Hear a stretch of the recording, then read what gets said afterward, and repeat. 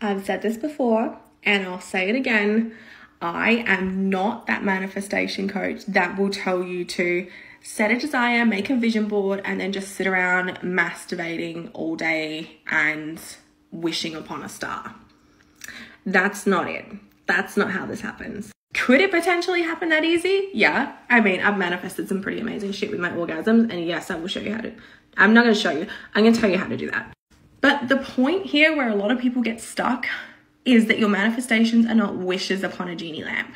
They are a desire in which you tap into your intuition and you follow inspired-led action to actually co-create the existence of that desire, like the manifestation in your reality. It is a co-creation process.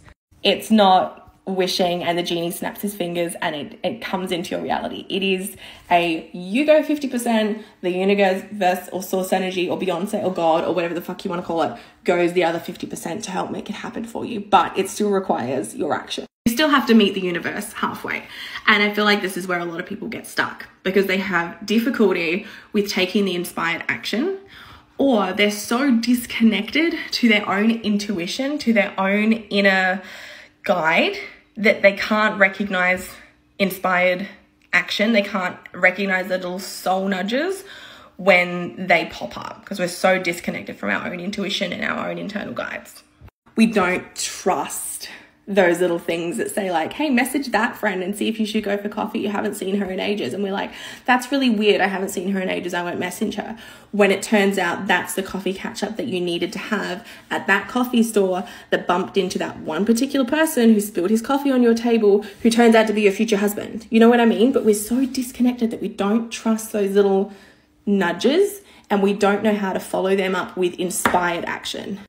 Often the case is that we're actually very good at taking action, especially if you're following this page because you're a woman in business, you're a fempreneur, you're a mumpreneur, whatever you want to call it.